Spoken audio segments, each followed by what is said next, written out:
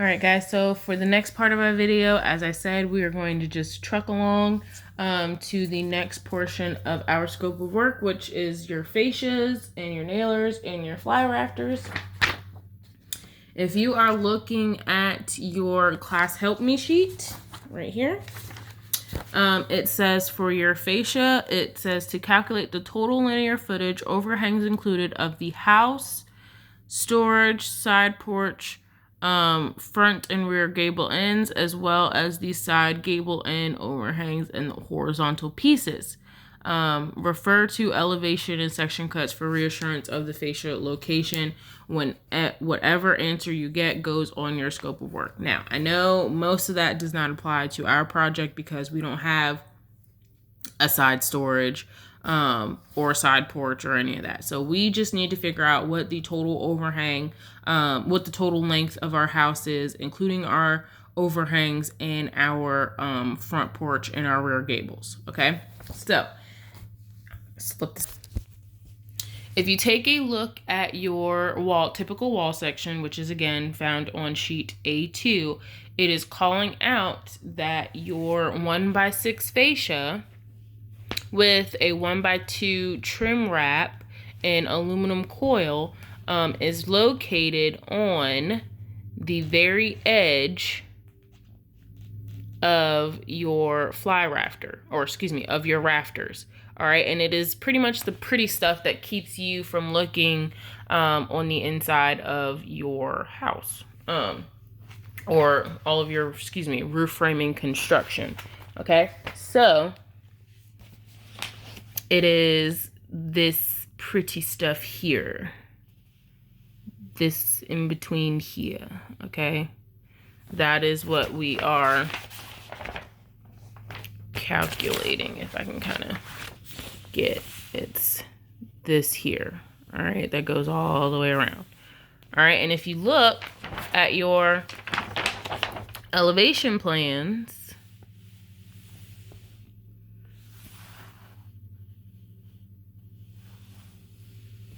it's going all the way around the perimeter of your house. Okay, so we need to figure out what our total lengths need to be. Now, if I'm looking at this correctly, now I'm going to flip back to my roof plan. I am going to need my 58 feet length, I'm also going to need all 4 of my slope lengths, okay? But I am not going to need my house width, which is the front horizontal portion of my 28.66, because what goes there is my 1x10 freeze trim, okay? So that goes later on down the line. So we only need to account for your roofing components on this one. Okay, so I got a total, after adding up each one of my lengths, I got a total of 178.08 feet. Okay, and since your typical wall section said that it was a 1x6 fascia with a 1.2 trim wrap, then that means that your 1x2 trim calculation for your fascia is also going to be the 178.08, or whatever calculation you happen to get, depending on what your sloped dimensions were. Because again, some of you round a little bit differently, so your dimension might be slightly off, up or down, plus or minus, depending on how you calculate. So that was very simple. The next thing on your calculation list is your 2x6 nailer. On our set of plans, it says that it is a 2x4 nailer, which is fine. So we're gonna say, and that's gonna, as you can see, it's right behind your 1x6 fascia with your 1x2 trim. So it's gonna be that exact same dimension, okay? So your nailer 2x4, not a 2x6, because again, this is just a general sheet. And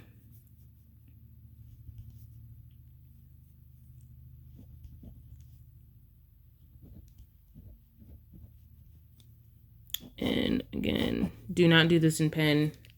And do not do this on white line paper because it will come out sloppy like it does mine. I do apologize in advance. Okay, so then the very next thing is your fly rafters. Okay, so your fly rafters go at the very end of your house and it accounts for your overhang. All right, so in order to calculate those, it says take the linear footage of the hypotenuse you calculated for one side of your front end and then multiply it by 4, 2 for the front end gable and 2 for the back end gables, and then multiply it by 2. Remember, there are 6 fly rafters as per said in class. Whatever answer you get, that goes on your scope of work. Now, again, most of that does not apply to this particular project. What we are going to do is we are going to take this dimension, which is the 15.52, and we are going to multiply that by 4, okay, instead of 6, because we don't have a side gable or anything that we need to account for. So it's going to be 1 here, and then for your fly rafter, here and here, and then for back here, it's going to be the same thing, 1 here, and then there's also going to be one right up against your house here and here. So that's why we're only multiplying it by 4 instead of 6 in this case. And from there, when you do your blocking, because I'm going to just roll right into this, your blocking is going to be spaced 24 inches on center, or 2 feet on center. And then you're going to take your total linear footage, divide that by 2 feet, and you're going to get your number of pieces that you need to put your fly rafter blocking in. Okay, so stay tuned. All right, so this is kind of what my fly rafter and fly rafter blocking calculations look like. I took my 15.52 sloped and multiplied it by 4 to get 62.08 feet. I then took that same calculation and I divided it by 2 feet on center, because that's how far apart our fly rafter blocking is going to be spaced. And I got 31.04 pieces, and I rounded up to the nearest whole number, which was 32.00 pieces. Okay, very simple, very easy, not complicated at all. The next thing on our scope of work to tackle is our freeze trim 1x2, our freeze trim 1x10, and our freeze trim backing, you have 2 1x4 pieces. Okay, and it's telling us to look at the detail on sheet A4. So I'm going to pause this video and be back with you. All right, so if you are on sheet A4, it is detail number 2, and it says freeze trim detail. All right, so here it is calling out your 1x10 trim, which is this guy here. All right, and that is going around the full perimeter of your house. Then you have a 1/2 inch by 1.5 inch trim here.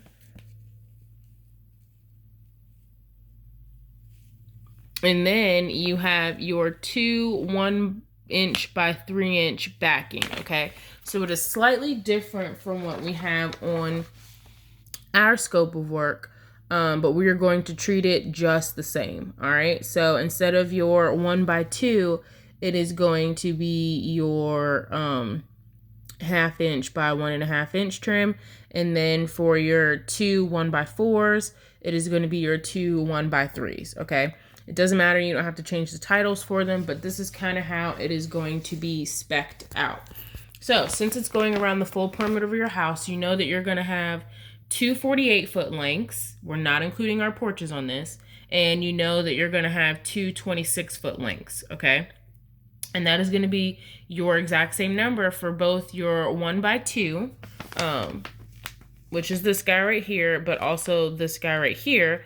But then when you get to this dimension, you are going to multiply whatever number you got for these two by 2, because you have 2 separate entities that are going to go around the full perimeter of your house, okay? So I'm going to kind of do that calculation, and then I'll show you what it looks like. All right, so again, this is what that calculation kind of looks like. I labeled mine the way that it has it on this freeze trim detail. You can label it how it is on your scope of work, or you can scratch out your scope of work to match what this freeze trim dimension is. Either way is fine with me. I know what you're referring to. So I took my total house length and I got 148 feet. For my freeze 1x2, it was the exact same thing. But for my backing, which is the two 1x3s, I took my 148 feet length and multiplied it by 2 and got a length of 296. Okay? Not hard, not difficult whatsoever. It is very simple, very easy. And this next portion, where it is asking for your House Simpson H10 ties, and it says refer to roofing handout. That is the Andersen truss sheet that I mentioned in the first part 1 of these videos for Division 6B. We're going to be dealing with that next, so stay tuned.